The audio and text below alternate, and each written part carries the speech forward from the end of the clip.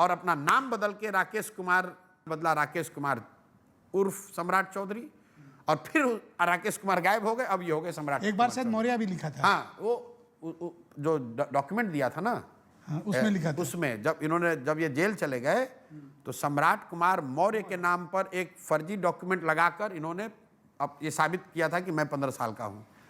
अब ये बताइए, इस आदमी पर सामूहिक नरसंहार का आरोप है और पूरी मीडिया, पूरा देश, पूरा तंत्र, पूरा कोर्ट, पूरा इलेक्शन कमीशन ये नहीं बता रहा है कि भाई उस केस में तुम बरी हो कि बेल पर हो। भाई आज इलेक्शन अनाउंस हो रहा है, इलेक्शन अनाउंस होने के बाद बेल पर रहने वाले सभी लोगों को थाना में हाजिर होना है, तो सम्राट चौधरी को भी हाजिर होना चाहिए।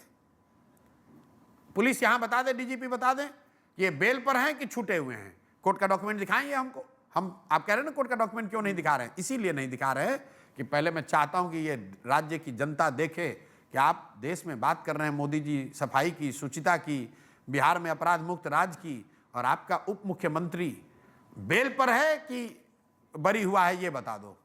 दूसरी बात, इन्होंने अपने इलेक्शन एफिडेविट में लिखा 2010 में कि मेरा जन्म हुआ है 1969 में।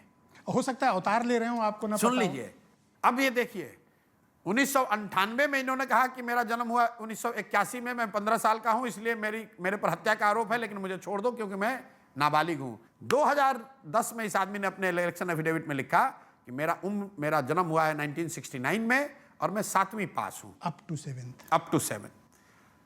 उसके बाद 2020-21 आते आते भाई साहब ने लिखा कि मैंने डॉक्टरेट कर लिया है, doctorate of literature from university of California public, कोई ऐसा नाम लिखा, अमेरिका से। अच्छा, हम कहे भाई अमेरिका गया।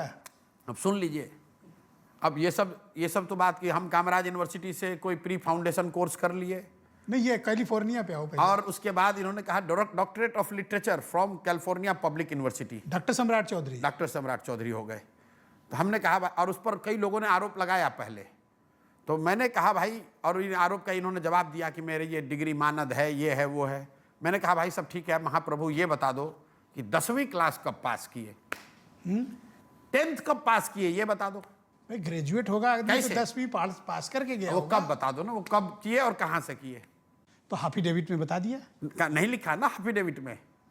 हाफिडेविट में वही कहते हो, अभी एक पत्रकार ने घेर लिया उनको, तो कहा मैं बोलता नहीं हूं, मैं हाफिडेविट देता हूं। तो भाई हाफिडेविट ही देख लो। हाफिडेविट में ये कोई नई चीज होगी, हाफिडेविट आपको ना पता हो। हाफिडेविट में ये ऐसा इनका करिश्मा है कि न ये सिर्फ अलग अलग समय पर जन्म लेते हैं, ये 7वीं से सीधे डिलीट करते हैं, जिसमें 10th नहीं करना है। ये साधारण मानव नहीं है। साधारण लोग तो 10वीं पास करते हैं, 12वीं करते हैं, ग्रेजुएशन करते हैं। भाई साहब 7वीं में थे, एक ही बार हाफिडेविट देकर डिलीट कर लिए। और किसी की हिम्मत नहीं हो रही किसी पत्रकार की कि इस आदमी से पूछे। ये हंसी की बात नहीं है, किसी पत्रकार की ये हिम्मत नहीं है कि ये पूछे कि सर 10th का। मैंने इसलिए कहा कि भाई इधर उधर की बात मत करो, सीधा एक सवाल बताओ। ठीक है, मान लिया तुम अमेरिका से पढ़े हो, 10th कब पास किए ये बता दो। पूछा तो कहा मैं सुनने नहीं सुनाने आया हूं। टोन सुनिए कैसे कह रहा है, मैं सुनने नहीं सुनाने आया हूं।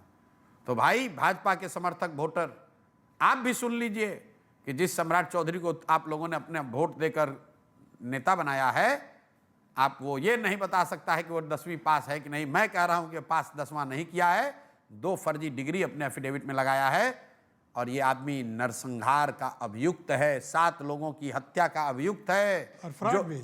जो नाबालिग होने के नाम पर जेल से निकलकर घूम रहा है, इसको जेल में होना चाहिए।